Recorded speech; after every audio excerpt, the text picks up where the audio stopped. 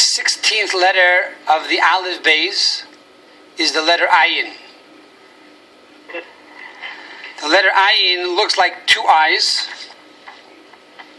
and it becomes connected here on the bottom. This represents the chiasma, which is the optical nerve center that interprets visual impulses. In other words, our two eyes don't really see. Our two eyes are more like a lens. The actual vision takes place in the back of our head, where the two optical nerves meet, which is called the chiasma. Now, this concept is very interesting because it really answers a fundamental question. In the Torah it says, you shall put the tefillin between your eyes.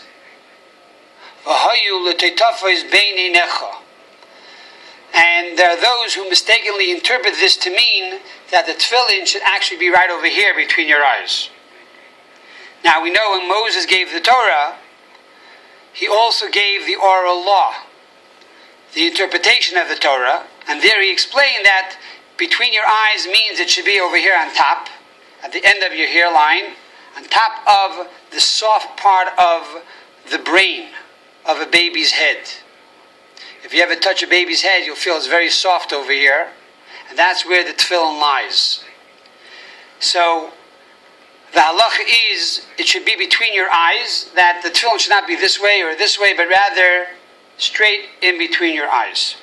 But based on this scientific finding, that the eyes don't really see in the front, but rather in back, so if you look down on the head with a bird's eye view, you have the letter Ayin. And so the tefillin is now exactly between the two eyes and the chiasma in the back of your head. So it's truly between your eyes. That is a medical explanation of the letter Ayin. Now, the Ayin, like most letters in the Torah, are written in the middle script, or intermediate script. But there are also large and small Ayin. Like all the other letters in the Torah, that throughout the 24 books of the Torah, you will find that the letter is written at least once in the large and once in the small. Now, the large Ayin is written by the Shema. The Shema Yisrael, Hashem Lakir Hashem Echad, right? We say this at least twice a day. We put our hands over our eyes. We say, Shema Yisrael, hear, O Israel, God is our Lord, God is one. The word Shema here has the large Ayin. In a Sefer Torah, in a Torah scroll, it's written with a large Ayin. And the question is why? And we find that the Tsadek says that the large Ayin is really an antidote to the Ayin Tuluya. There is an Ayin in the book of Psalms, chapter 80. It says over there, Chazir Miyar, the wild boar of the forest ravages the vine of Israel. The word Ya'ar, which means forest, is spelled with an Ayin. And that Ayin is called an Ayin Tuluya. It's a hanging Ayin. It's above the line. It's hanging because it's tentative. Says the Tsadek. And Rashi explains this because Rashi says that it is tentative on the actions of the Jewish people. If the Jewish people will do the will of God, then the Ayin will be transformed into an Aleph. But if the Jewish people will not do the Torah, then the Ayin will remain the Ayin. What's the difference between the Aleph or the Ayin? If you spell Ya'ar with an Aleph instead of an Ayin, it means the word river. But Ya'ar with an Ayin means the forest. A wild boar in the forest is very dangerous. It's going to ravage the vine of Israel. But a wild boar in the river cannot do anything. It's in the river. And therefore, by saying the Shema, we have the ability to transform this wild boar of the forest into the wild boar of the river, and now it has no power over the Jewish people. Now, in practical terms, what does this mean? The Maharsha tells us that the Ayin of Ya'ar, the Ayin of forest, stands for the Ayin of Esav, an Ayin of the word Amalek. Esav was a brother of Yaakov. He was the father of Amalek. Amalek is considered to be one of the worst nations of the world. It says when the Jewish people came out of Egypt, they attacked the Jewish people. And God says that we have an obligation every day to destroy Amalek. Why is Amalek so bad? What does Amalek represent?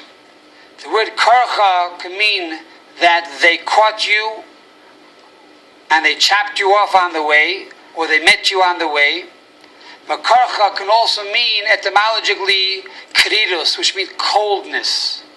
Amalek brings a coldness into Judaism. They say like this: look, I'm your brother. Esav was your brother. We know the Torah. You guys are taking the Torah too seriously, too passionate about it. Chill out, relax, cool down. Don't take it so literally. You don't have to do all the mitzvahs. You go to shul once a year, it's fine. You make kiddush, on Passover, it's good for the whole year. You don't have to every single day do mitzvahs and worry what you're doing and what you're eating and how you're walking and how you're talking. Chill. Cool down a little bit. So Amalek is all about chilling this passion for God and passion for Yiddishkeit. And therefore when a person says Shema Yisrael, he puts his hands over his eyes and he says, there's nothing in the world besides God. Shema Yisrael Hashem Elokeinu Hashem Echad. And I dedicate my life to God. So that passion and that dedication is the antidote to Esav and to Amalek. And therefore it has the ability to transform the Ayin of Ya'ar, the Ayin of the forest, and now it becomes the Ayin of Ya'ar.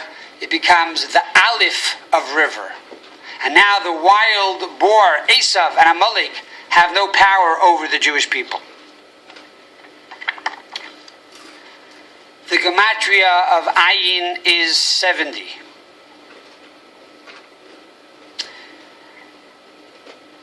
We find that Rabbi Elazar ben Azariah in the Haggadah of Passover says, I am like 70 years old.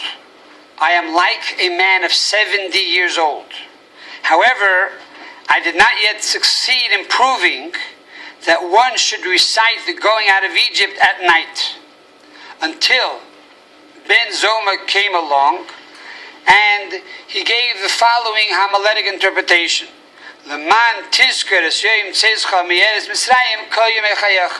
That one should remember the going out of Egypt all the days of their life. It could have said, remember going out of Egypt the days of your life. Why all the days of your life?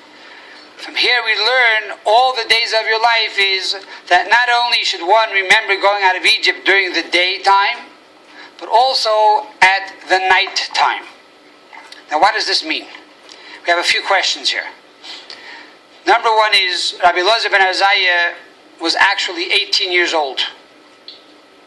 Why then does he say, I'm like 70 years old? Number two is, the Talmud tells a story that he was appointed the leader of the Torah Academy, the Nasi of the Torah Academy. And he said, I cannot accept until I ask my wife. He went home to his wife and he said, my dear wife, should I accept this new position of becoming the Nasi, the head of the Torah Academy? And the wife said to him, you're too young, you're 18 years old. You have no white hairs in your beard. How is it that you should lecture in front of all these rabbis with white beards? So he said, fine. He went to sleep, and the next morning he awoke, and there were 18 rows of white hairs. So he came back and he said, I will accept the job. But why the terminology like 70 years old? And furthermore, his opening speech, when he was inaugurated, was that not only should you talk about the going out of Egypt during the day, but you should also talk about going out of Egypt at night. Why was this so important to be his official speech when he accepted leadership as the Nasi, the leader of the Jewish Academy?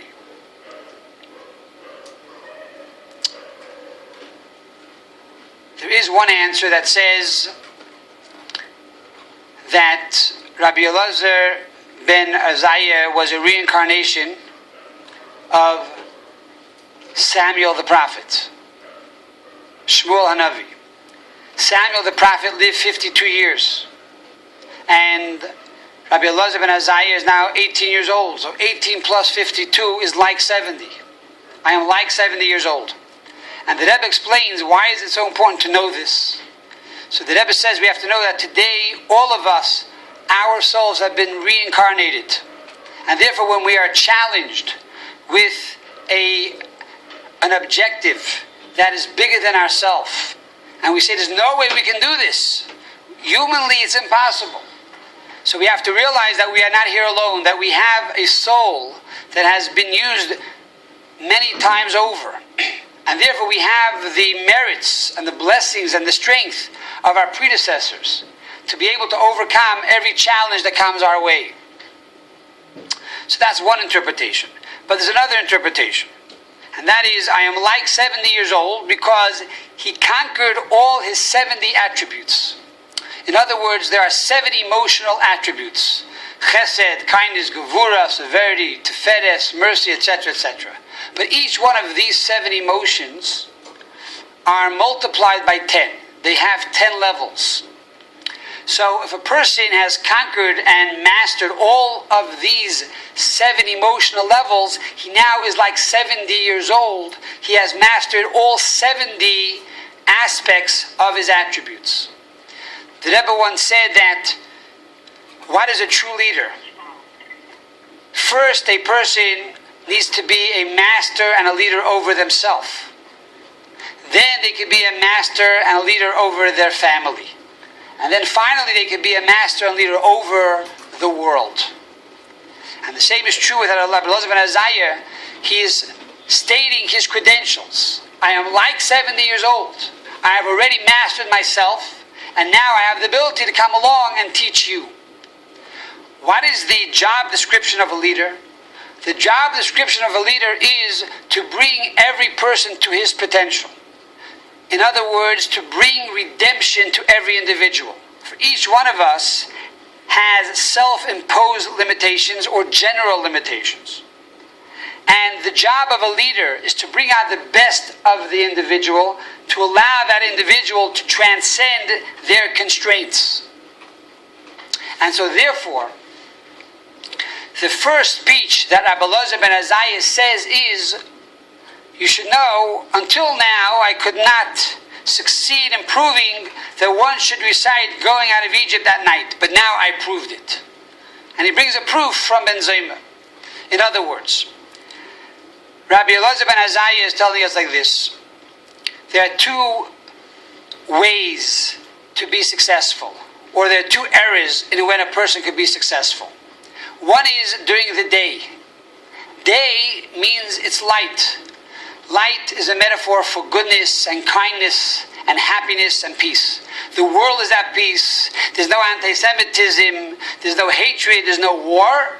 So therefore we have to go out of Egypt. A person has to succeed. A person has to be able to accomplish great feats. But one might think at night, you don't have to go out of Egypt. At night, at a time of war, at a time of a Holocaust, at the time when there's anti-Semitism in the world, then we have to worry about survival. We have to worry about ourselves as a human being and our family, to make sure we have the essentials of food and protection, and then we have fulfilled our obligations. We don't have to go out of Egypt. We are not responsible or obligated to really aspire and go higher and acquire new levels of understanding and new levels of commitment and new levels of accomplishment. So comes Rabbi Elazar ben Azariah and says, as a leader, I'm telling you, that even at night, even when a person has difficulties in his life, things are not going perfect the way he wanted it to. There's a flaw, there's a darkness, there's an imperfection, something went wrong. Still in all, there is no excuse. We still have the obligation and we have the strength through reincarnation to be able to truly be successful even in the darkest part of the night. And this is true for an individual, and of course this is true as a nation, that we as the Jewish nation, even in the darkest parts of history, have the obligation to become true liberated individuals, to truly to succeed and go out of our limitations. And the proof is from the Rambam himself. The Rambam lived 70 years. The last years of his life he lived in Egypt. Egypt etymologically means borders and constraints. And there in Egypt he wrote his magna opus, perhaps one of the greatest works in all of Jewish history, which is the 14 books of code, as we know today, the Yara Chazaka, the Mishnah Torah of the Rambam. So we see the Rambam in Egypt had difficulties, had darkness, had to work as a doctor from morning till at night, and yet he found time to study Torah. He found time to put together this magnificent work. And so therefore, the letter Ayin reminds us that we too have the obligation to see what our potential is and to make that potential into a reality, to become a leader over ourselves and then become an inspiration to the rest of the world. The meaning of the letter Ayin is Ayin. Ayin means eyes. Eyes that see. We say that you cannot compare hearing to seeing or seeing to hearing. When you hear something, it could be true, it cannot be true. But when you see it with your own eyes, nothing in the world can change your opinion. Seeing is believing. And so, that is also the connection with the number 16. Ayin is the 16th letter in the alphabet, in the Aleph Beis, because 16 in Kabbalah is the number of connection. When you see something, you are truly connected with the object that you see. So, Ayin means eyes. And Ayin also can mean Ezer, which means support. That God is my support. Elazar ben Azariah. Elazar means Kael Ezer. God is my salvation. And the son of Azariah, again, God is the salvation. So Ayin means to see the truth, to see your potential, and at the same time to see and realize that who is the one that will give you your salvation? Who is the one that will give you the strength to overcome all of these difficulties of the darkness of the night, of your personal Egypt? That comes from God himself. And when you see that God is there with you together, then there's no challenge that is too big, there's no mountain that is too large, and there's no difficulty that is too hard. And with the Ayin, we have the ability to say, Shema Yisrael, Hashem Elokeinu, Hashem Echad.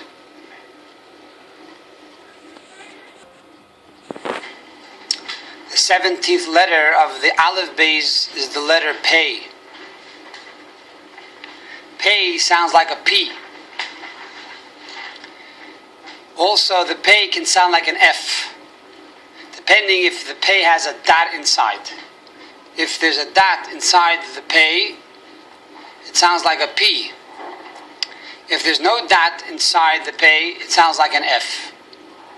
And again, depending on the vowel, the nukudos that we place underneath or on top of the letters would also change the phonics. Is it fo, or fa, or fa, or po, and pu, and pa? So all of these change depending on the vowel on the letters. The design of the Pei is a mouth with a tooth. And we find that Pharaoh said, pen, perhaps, or lest the Jewish people will multiply in the land of Egypt. So what did God do? God knocked out the tooth of the pei, and we're left with the letter chaf, and therefore it spells Cain, which means surely shall it happen that the Jewish people shall multiply. The meaning of pei is peh, a mouth. We have the holiday Pesach, a mouth that speaks the glory of God, of the greatness of God. And the Pesach is versus Faroi or Paro. Paro is Pe-Ra, an evil mouth, a mouth that said, I don't know who God is. And then you have the gematria of Pei. The gematria of Pei is the number 80. In Ethics of Our Fathers it says, one who is 80 is strong. Moses was 80 years old when he took the Jewish people out of the land of Egypt. It says when Aaron died, 80,000 men with the name Aaron followed him. Aaron was Moses' speaker. When God told Moses, go to Pharaoh, Moses told God, I am tongue-tied and I cannot speak. So God said, your brother, he's a good speaker, use your brother. So Aaron was the peh, he was the mouth for Moshe. He was also a mouth that brought peace between husband and wife. So therefore, when the husband and wife were arguing, he would sit down as a marriage counselor and bring them back together. When they came back together and they had a child, they said, you know what? Because of Aaron, we had a child. Let us name our child Aharon, the peacemaker. And so they named him Aaron. And 80,000 children were born with the name of Aaron due to Aaron's intervention, bringing peace with his mouth back to the home.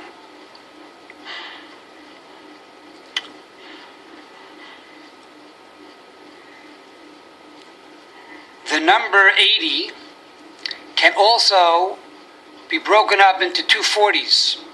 40 and 40 equals 80, which is perhaps one of the reasons why inside the pei you have a bays. Bays equals 2. There are two mems in a pei. Another reason why there's a bays inside the pei is because pei means mouth and bays represents creation.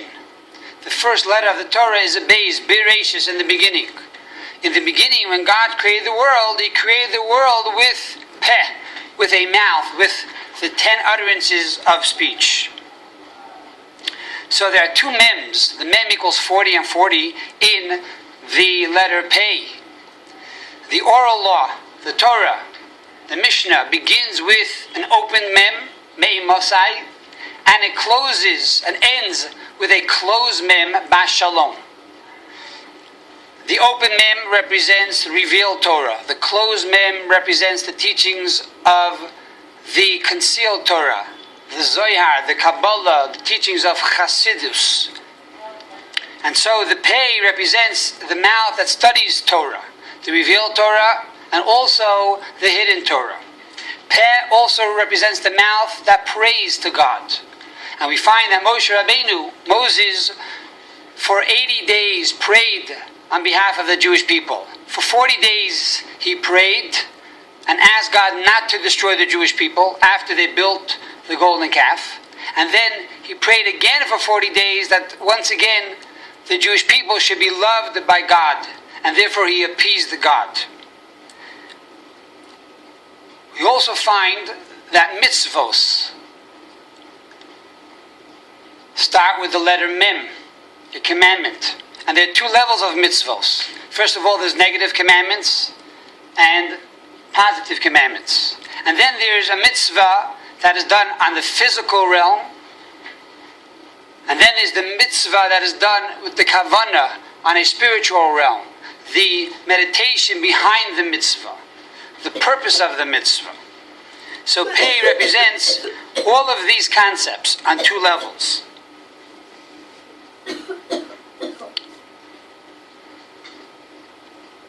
Furthermore, we find that three great leaders, Rabbi Akiva, Hillel, Rabbi Yochanan and Zakkai, all of them for 80 years studied the Torah. For 40 years they learned the Torah, and for 40 years they taught the Torah. So again, Peh, which is their mouth, they studied Torah, has two mems. The first 40 years and the second 40 years. We also find that the Peh, as we stated earlier, can have a dot in it or not a dot in it. What's the difference? So we find in the Torah the word Ani Hashem Reifecha, I am God, your healer. Reifecha, your healer, is a Peh without the dot. And then we find a similar verse that God gives permission to the doctor to heal. Over there it says, Yirapeh, Yirapeh. Heal shall he heal. When it comes to man as a doctor to heal, there is a dot in the Peh. When it comes to God, who's the healer, there is no dot in the Peh. Why? What's the difference? When God heals, there are no dots, there are no scars. When a doctor heals, even though he brings healing, many times there are dots, there are scars on the body. Now, a person who is 80 years old recites Psalm 81. As the Baal Shem Tov teaches us that every person has their psalm, and this is something that every day we should recite. If you're 17 years old, you are now going into your 18th year, you recite Psalm Yud Ches, Psalm 18. If you're 21, you recite Psalm 22. If you're 80, you would recite Psalm 81. So Moses, who was 80 years old, would theoretically be reciting Psalm 81. What does it state in Psalm 81 in the book of Tehillim? Ani Hashem Elikecha, I am God your Lord.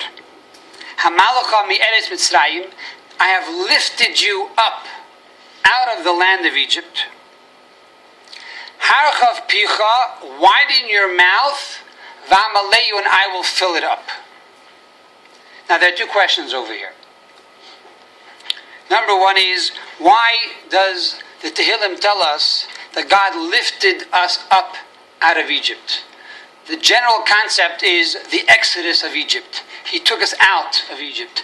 Here, King David adds or changes the word to Hamalacha, I lifted you up.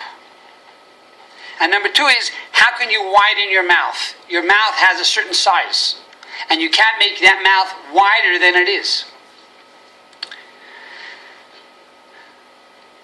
What is the purpose of exile?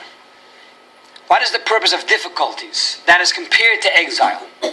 What is the purpose of suffering that comes from the word Meitzar, Egypt, which means borders and constraints, and Tsar and suffering?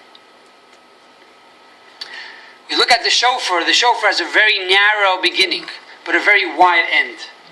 Every narrow beginning, every challenge in life, every difficulty has the potential and the impetus to bring about a widening of the person.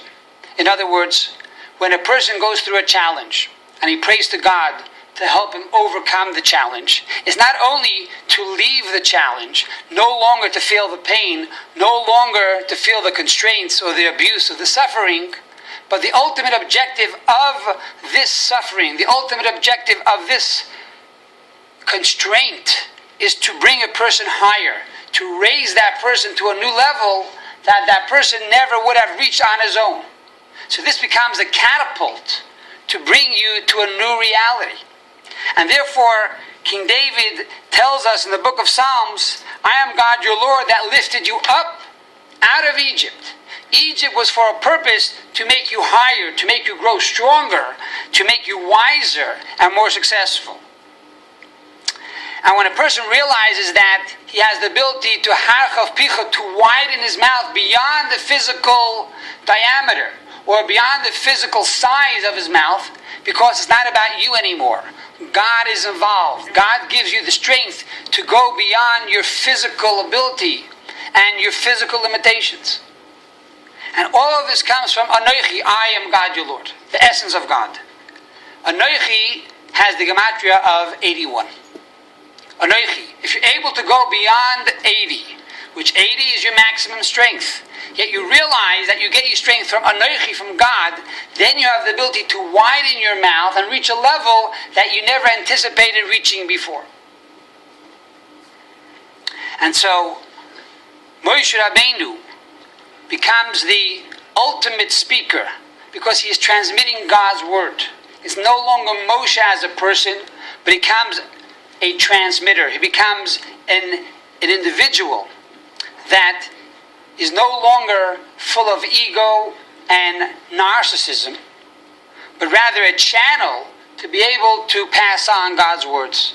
So when a person teaches, or a person educates, or a person conveys a message, the individual must realize that it's I am God, your Lord, that is giving the message. And you are simply the channel.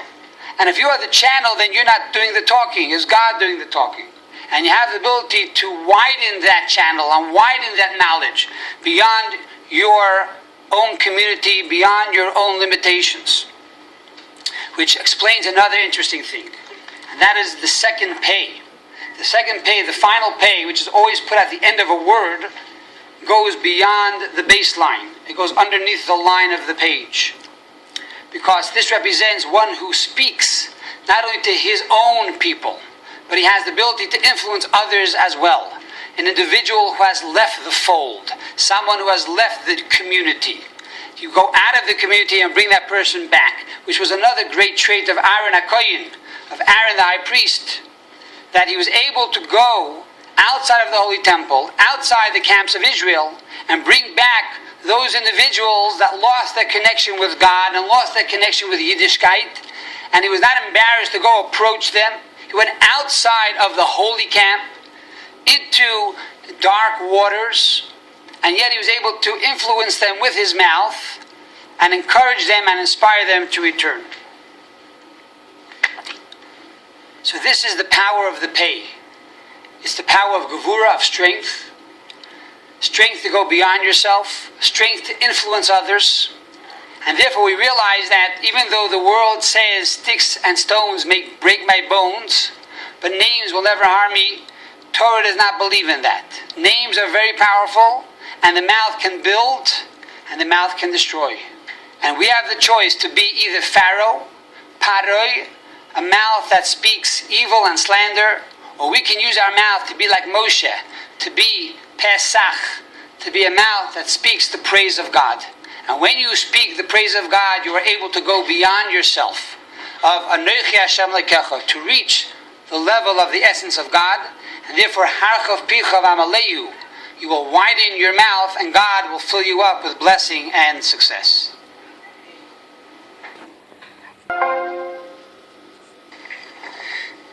The 18th letter in the Aleph Beis is the letter Tsadek. There is a plain Tsadek and a long Tsadek. The phonic of a Tsadek is like a TS in the word tzitzis, which are fringes on the garments of your cloak. So the Tsadek, depending on the Nukuda, the vowels that you put beneath it, changes the sound of the tzaddik. It could be tza, or it could be tzi, or it could be tso, depending on the Nukuda or the vowel that we place underneath or on top of the tzaddik. The design of the tzaddik, the graphic design of the tzaddik is a nun, and on top of the nun, on the right side of the nun, we have the letter Yud. Because the nun means nefila, to fall. alluding to the descent of the soul of every human being that falls, comes down to this world, and it goes into the world of a world of deception. And our job is to see God in the world. And therefore the Yud on the right side reminds us that there is a God. For the letter Yud is the first letter of God's name. Also the Yud reminds us of the candle of Torah. As King Solomon tells us, Kiner mitzvah, that the candle is the mitzvah, v'Torah or, and the study of Torah is the light. So the letter Yud that looks like a flame reminds us of the light of the Torah. And when we have a light of the Torah, we're able to see what is good and what is bad.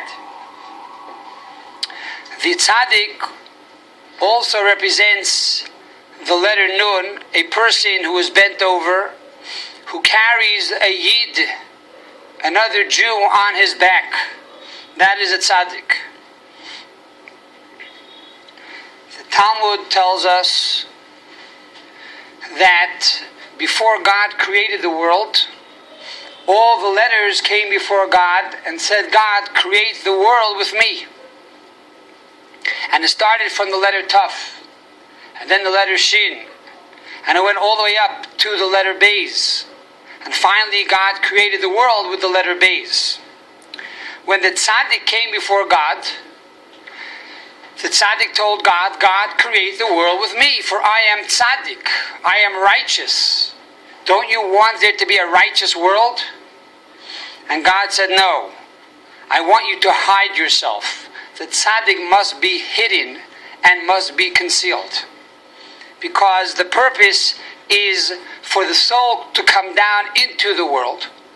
And the world should be a world of concealment. And man's job and mission is to find good and God in the world. Then we become a tzaddik. You're not born the tzaddik, you have to become the tzaddik. What is the meaning of tzaddik? There are two ways of pronouncing this letter. One is tzadi, and one is tzadik. What does tzadi mean? Tzadi means my side. Tzad means a side. Tzadi means my side. So there's the side of good and the side of evil. Tzadi means that we choose the side of God. Furthermore, it's brought down in the Sefer Baruch Sha'amar that Tzad Yud. Yud stands for Yamin, the right side. Because the Yud is on the right side of the letter Nun. And furthermore, God stands on the right side to give us strength and to give us encouragement to be able to be a tzaddik. In other words, to do good and overpower evil.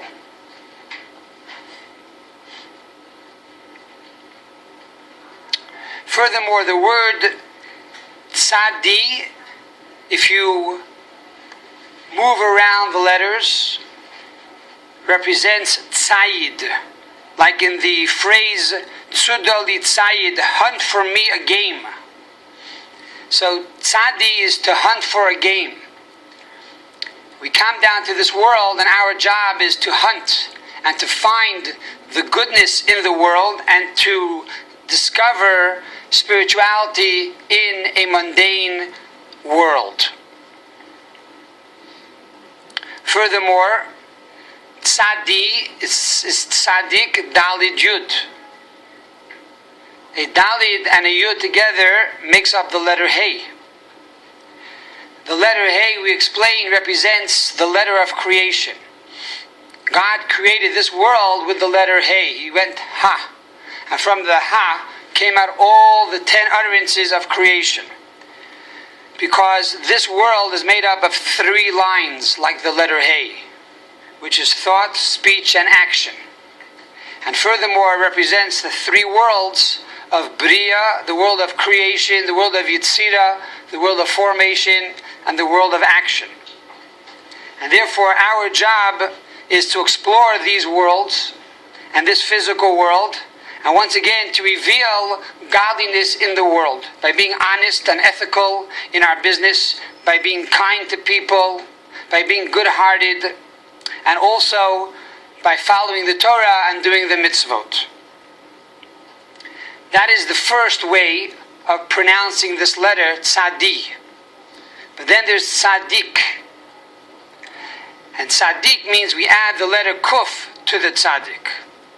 The letter Kuf, as we will soon explain, has a line that goes beneath the baseline. It extends down deeper into the abyss. And this represents the mission of the Tzaddik. Not only does he enter into a neutral world, a world where you can see God, but also a world that conceals God. But furthermore, the Tzaddik goes into a place that is anti-God, anti-kosher, anti-spiritual. A place where one already sinned and one violated the Torah. He went out of the circumscribed lines and borders of creation. And the tzaddik goes to that place to bring back that person that has fallen and that has sinned, and the tzaddik now brings him back home. And that is the role of a tzaddik, to be able to inspire those people who have also sinned and left the fold of Yiddishkeit and have lost their faith in Almighty God.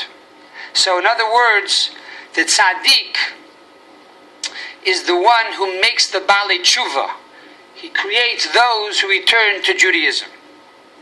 Which also brings us now to the second tzaddik, which is the long tzaddik.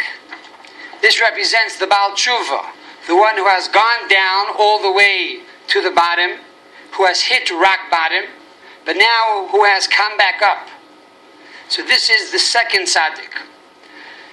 In Chassidus we are told that when Mashiach will come, he will cause tzaddikim to do tshuva. He will cause the tzaddik to do tshuva. Now why must he cause the tzaddik to do tshuva? If the tzaddik is a righteous person, he does the right thing, he follows the right path, why must he do tshuva? And it explains in the Chassidus because even though a person could do everything right, however, if he lacks enthusiasm, if he lacks excitement in the mitzvah, then he has not done the mitzvah completely. Because a Jew must serve God with joy. So if we lack that excitement and that electricity in Yiddishkeit, even if we do everything correctly like a robot, you haven't reached the perfect level of serving God. Because the perfect level must be to serve God with joy and with happiness of heart. So therefore, the Baal Tshuva represents one who is even higher than the tzaddik. As the Rambam states clearly in the laws of Tshuva, that in the place of a Baal Teshuva, even complete tzaddikim cannot stand. Because a Baal Tshuva is someone who went to the other side, he went beyond the baseline, he entered into the world of forbidden sin, and then he returned and came back. And by doing so, he elevates the darkest places and elevates all those sparks in the world of sin, and he elevates it into the world of good and into the world of holiness. So this is the meaning of the word tzaddik. What is the gematria of tzaddik? What is the numerical computation of tzaddik? Tzaddik equals 90. What is the connection between 90 and the tzaddik? We are told in the Talmud that if you do something 3 times, it's called a chazaka. It becomes permanent, it becomes very strong. However, that's only the beginning of a chazaka. In truth, every letter in the Torah, to be complete, has to be times by 10. 10 makes the synagogue a minyan. It makes it holy. 10 is holy. 10 is also completeness. God created the world with 10 utterances of speech. He gave us the 10 commandments. So everything, to be complete, has to be moved up to the number 10. So really a chazakah is something that you do 3 times, but it also has to be done times 10, which means 30. And once you have 3 times 10, which is 30, which means you did something 3 times with all your 10 faculties of your soul, because each one of us possess these 10 qualities, the 3 intellectual attributes and 7 emotional attributes. So when you do something completely with your mind and heart and your body, you do it 3 times, you now have 30. And then you times it again times 3, because you do it over and over and over again. Then you have the ultimate chazakah, you have the ultimate permanence. And that is the number 90. And that is a tzaddik. A tzaddik is not someone who comes to shul once a year. He could be a good Jew, but he's not a tzaddik. A tzaddik is someone who has permanence of God in his life. He always does the right thing. He is constantly pursuing this connection with God, and he's always looking to elevate the sparks in the world. And he goes beyond the baseline to find those who have fallen in the cracks, to bring them back, to restore their confidence and their faith with God. So a tzaddik represents permanence in contrast to the ephemeral, which is not permanent. You could be a tzaddik once a year. You could do a good deed, but you're not a tzaddik, because you don't have this chazakah, you don't have this commitment 24/7 every single day, which is the concept of the number 90. Every person can be a tzaddik. We must strive to be a tzaddik. And therefore, by the age of 90, hopefully you have reached this level of being a tzaddik. We are told when Mashiach comes, he's going to use the letter tzaddik to let us know that the time for our redemption has arrived. He will tell us, Semach tzomachti. Why tzaddik? Because we find a verse in Zechariah. It says over there in Zechariah chapter number 6, verse number 12. It says, Ish Tzemach Shemoy. The name of the Messiah is called Tzemach. Tzemach starts with the letter tzaddik. Umitachtav yitzmach. And through him will flourish. Uvana as Heichel Hashem. And he will build the temple of God. So tzaddik, by being a tzaddik, we usher in the ultimate tzaddik of Tzemach Tzemachti, which is the coming of Mashiach speedily in our days.